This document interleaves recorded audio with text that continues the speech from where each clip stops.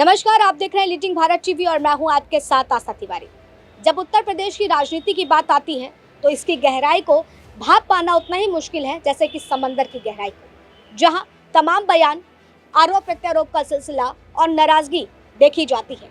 लेकिन इसकी सियासत को समझना पूरी तरीके से असंभव लगता है, क्योंकि यहाँ के मार्ग हर तरह से अनेक हैं। कौन सा पक्ष विपक्ष कौन सा रास्ता चुन ले ये किसी को नहीं पता होता है। जहां सियासत के अनेक दावे हैं, वादे हैं, तमाम चेहरे हैं, अनेक बयानबाजियां हैं। लेकिन ऐसे में सवाल है कि आज ये प्रश्न उठा क्यों है और इस पर हम चर्चा क्यों कर रहे हैं। तो आपको बताते चलें इसके पीछे की पूरी कहानी क्या है। देखिए, हम ये लगातार देखते आए हैं कि सियासत में कुछ भी करिश्मा हो जाना आम बात नहीं है, लेकिन वो करिश्मे आपके लाभ के हैं या हानि के हैं, ये सबसे बड़ा प्रश्न हो जाता है। यूपी माने तो योगी राज, वो योगी राज जिसको ना तो सपा बचा पा रही है, ना तमाम विपक्षी दल बचा पा रहे हैं और ना ही विपक्षी नेता, और इसके साथ साथ भाजपा में बैठे बड़े पद पर नेता भी इस बात को नहीं बचा पाए हैं। लेकिन अब चीजें बदलती हुई नजर आ रही हैं, तस्वीरें बदलती हुई नजर आ रही हैं। लेकिन वो क्यों, उसके पहले एक फ्लैशबैक देख लेते हैं। जब भाजपा के अंदर आपसी मतभेद देखा गया और वो मतभेद पूरी तरीके से उत्तर प्रदेश से गुजरता हुआ दिल्ली की चौखट पर पहुंचा, विपक्ष की सियासत की जुबानी पर चढ़ा और जुबानी जंग ऐसी कि अभी भी वो लिहाजा चली ही रही है।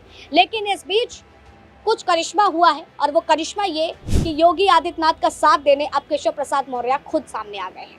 और ये साथ और ये जुगलबंदी एक बार फिर से समाजवादी पार्टी और तमाम विपक्षी दलों के लिए खतरा साबित हो सकती है। क्योंकि देखिए, ये हमने लगातार देखा है कि यूपी की सियासत में कौन बाजीगर है, इसकी चर्चा पूरे महीने भर से चल रही है। आरोप प्रत्यारोप का सिलसिला शुरू होता है और समाजवादी पार्टी के यानी कि सपा सुप्रीमो अखिलेश यादव एक बयान देते हैं, मठाधीश और माफिया में कोई अंतर नहीं। आज उन्होंने ट्वीट करके भी फिर से यही बात को दोहराते हुए लिखा कि साधु संत की भेष में कौन है ये भाप पाना मुश्किल है।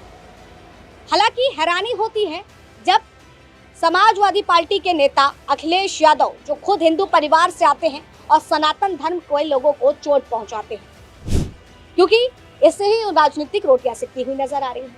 लेकिन अब चीजें बदली, और बदली ऐसी हैं कि पिछले एक महीने से लगातार ये सियासी आपसी मतभेद देखे जा रहे थे, जुबानी जंग उत्तर प्रदेश में जारी थी और योगी आदित्यनाथ ने इसका पलटवार किया तो सियासी पारा चढ़ा, और सियासी पारा चढ़ा तो फिर से जो है पूरी तरीके से प्रक्रिया उत्तर प्रदेश में लगातार चलती हुई नजर आने लगी। लेकिन अब बिखरी हुई लकड़ियां इकट्ठी होती हुई नजर आ रही है, और ये साथ पूरी तरीके से विपक्ष को मुंह तोड़ जवाब देते हुए नजर आ रहा है, क्योंकि केशव प्रसाद मौर्य अब अखिलेश यादव पर तंज कसते हैं और सीएम योगी का साथ। केशव प्रसाद मौर्य ने अब अखिलेश यादव को मठाधीश माफिया वाले मुद्दे पर करारा जवाब दिया, और ऐसा करारा जवाब जो पूरी तरीके से अखिलेश यादव की शायद बोलती भी बंद कर सकता है और उपचुनाव में एक बड़ा मोड़ ला सकता है। देखिए, आज सुबह ही अखिलेश यादव ने एक्स प्लेटफॉर्म पर एक ट्वीट किया था, जिसमें उन्होंने लिखा था कि भाषा से पहचानिए असली साधु, महंत साधु वेश में घूमने जंग से धूर्त अनंत। अखिलेश के इस बयान के बाद उत्तर प्रदेश के मुख्यमंत्री केशव प्रसाद मौर्य ने बीजेपी विधायक राजेश्वर सिंह और बीजेपी नेता नीरज सिंह ने हमला बोल दिया है। हालांकि चर्चा सबसे पहले उप मुख्यमंत्री केशव प्रसाद मौर्य की करेंगे। अखिलेश के इस मुद्दे पर उन्होंने निशाना साधते हुए लिखा है, आप मेरी बगल वाली स्क्रीन पर देख भी रहे होंगे कि क्या कुछ ट्वीट उस पर लगातार आते हुए नजर आए हैं। उन्होंने लिखा है कि सपा मुखिया अखिलेश यादव कांग्रेस के मोहरा और राहुल गांधी के दरबारी बनने के बाद से भाषा की मर्यादा भूल गए हैं। केशव ने कहा कि आपकी बयानबाजी से केवल संपूर्ण संत समाज नहीं, बल्कि प्रदेश के 25 करोड़ की जनता का अपमान भी हो रहा है। इतना ही नहीं, उप मुख्यमंत्री ने एक्स पर पोस्ट करते जरिए आगे ये भी लिखा कि ऐसे बयान के लिए आप सार्वजनिक रूप से क्षमा मांगे। आपकी भाषा ही सपा को समाजवादी पार्टी बनाएगी। यानी कि अगर आपने अपनी भाषा नहीं बदली, अपनी भाषाओं में बदलाव नहीं लाया और लगातार हिंदुत्व को टारगेट करते हुए नजर आए, तो समाजवादी पार्टी समाप्तवादी पार्टी की ओर बढ़ती हुई नजर आएगी और आपको इसमें क्षमा भी मांगनी चाहिए। देखिए, भारतीय जनता पार्टी की बात आती है तो तमाम विपक्षी दल के नेता ये बात लगातार कहते हुए नजर आए हैं कि ये केवल हिंदुत्व की राजनीति करती है, सनातन का मुद्दा उठाती है। लेकिन क्या इसका मकसद ये होना चाहिए कि हम विपक्षी दल से भी यही उम्मीद करें कि वो लगातार सनातन को टारगेट करे, सनातन के मुद्दे पर हमला करे और सनातन के संत महंत मठाधीशों पर सवाल खड़ा करे, जबकि खुद वो नेता जो है साफ तौर पर हिंदू समाज से आते हैं।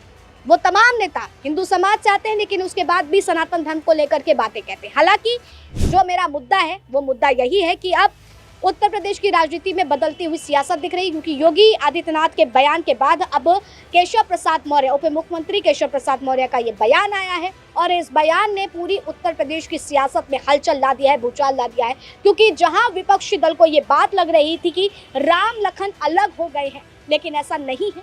राम लखन साथ में हैं और लगातार उपचुनाव की तैयारियों में भी नजर आ रहे हैं। लेकिन जो 25 करोड़ आम जनता की बात की गई है वो शायद पीडीए पर भी एक बहुत बड़ा वार करती हुई नजर आएगी। लेकिन सवाल ये है कि हम क्या समाजवादी पार्टी और क्या वाकई उन तमाम विपक्षी दलों से ये उम्मीद रखते हैं कि वो चुनाव के लिए किसी को भी किसी भी मुद्दे पर इस तरह से प्रश्न चिन्ह खड़ा कर देगी, किसी भी धर्म को इस तरह से टारगेट करना शुरू कर देगी। और भारतीय जनता पार्टी अगर हिंदुत्व की बात भी करती है तो लगातार हिंदुत्व को ही एक बड़ा एजेंडा क्यों बनाया जाता है। पीडीए के मुद्दे से लेकर के वो तमाम ऐसे मुद्दे लगातार उठते हुए नजर आए, लेकिन उसके बाद भी आज जो ये मिलन होता हुआ नजर आया है, अखिलेश यादव पर जो तंज कसता हुआ नजर आया है, ये यकीनन उत्तर प्रदेश की सियासत को एक पूरी तरीके से बदलेगा और वो बदलाव आने वाले उपचुनाव में देखने को मिलेगा। लेकिन आपकी क्या राय है इस मुद्दे पर? क्योंकि मेरा सवाल यही है कि अब जो बिखरती हुई तमाम वो चीज़ें देखी जा रही थी, भाजपा के अंदर जो अटकलें लगाई जा रही थी वो तो एक हो गई, लेकिन ये एकता क्या वाकई अखिलेश के इस बयान को सही साबित करेगी या फिर नहीं? कमेंट सेक्शन में ज़रूर बताइए। तब तक के लिए बने रहें लीडिंग भारत।